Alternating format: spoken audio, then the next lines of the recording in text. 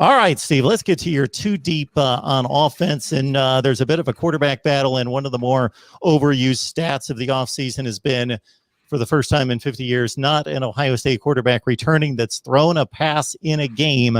So let's set up this more than two deep in terms of quarterbacks with the three-man battle. And you're looking at C.J. Stroud as the starter right now.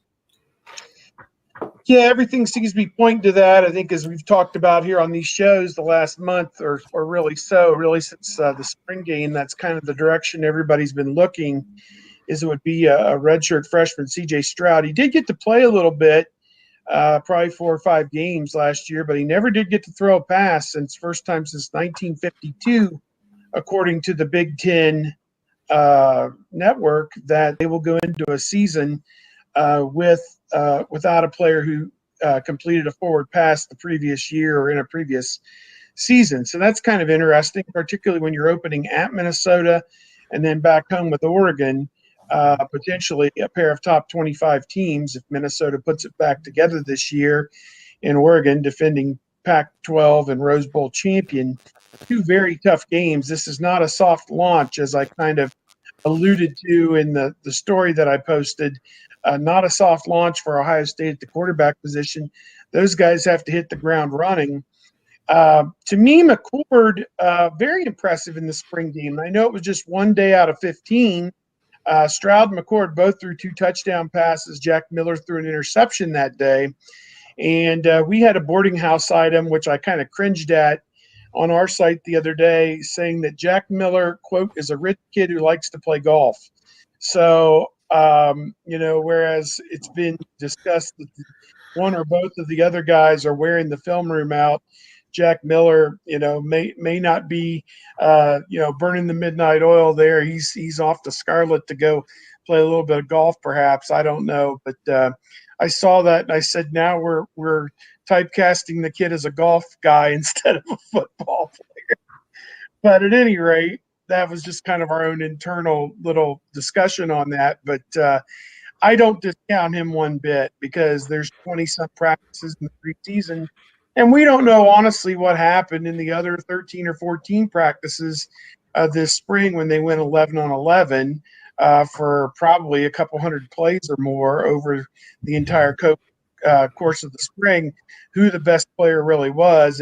It seems like it's Stroud, just because when they put the first group of offense out there several times when we were there, it seemed like he was the quarterback. But he's got a tremendous ability. He can run, he can throw, look like he can make all the different throws, seem to be very accurate. McCord, for me, to come in sight unseen on just 3 months on a college campus and play like he did in the spring game was almost uncanny. I think he showed a lot. Now, again, they pulled a lot of the veteran players in that spring game. You didn't see a lot of the veteran guys who you may see in the fall, particularly on the defensive line. I think there were some younger guys that got to play, probably on the offensive line as well. So kind of take everything with a grain of salt, but it looks like Stroud is 1. And then I would say McCord is 2 and Miller's 2A right now is how I would put it. Yeah, I really, really like Kyle McCord. I just don't think there's any way they name him number 1 until it wouldn't be week 1, maybe week 2, week 3, or maybe it would be week 1. I don't think they do it before there's any time, any chance for anybody to leave. And it would be, it's one of those things where, like, Ted Ginn, if he was even with you, he was leaving. Like, if Kyle McCord is even, I think the other guy is the starter, because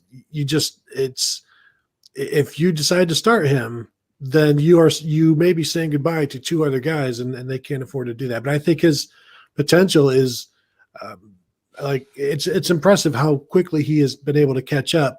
But of course, last year was so stilted and stunted for Kyle McCord, or for Jack Miller and C.J. Stroud, that they didn't have the opportunity that Kyle McCord had this year, and McCord is making the most of it. But yeah, until we don't see C.J. Stroud going out there with the ones, as we did every single time we saw him in the spring, I'm going to go with C.J. Stroud on this.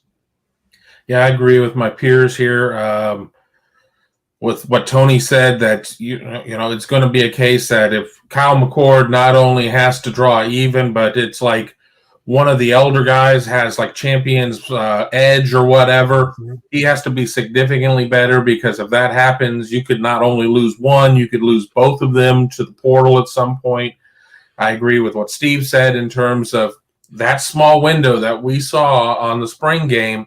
Thought McCord, or I thought that Stroud was the best of the three at that point, but we don't know what practice 13 looked like. We don't know what practice 11 looked like. We don't know what practice 9 looked like when they were doing mini field and 7-on-7 and 11-on-11 and things of that nature. So we're dealing with what we're hearing from some people, what we saw in small windows.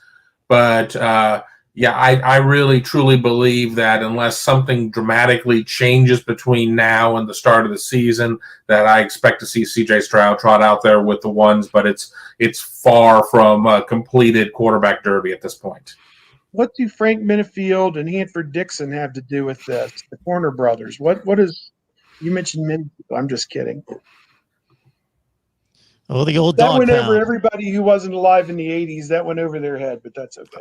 I was here. I was going to drop in a Reggie Langhorne Webster Slaughter quip, but we can move on. Love it. Love it.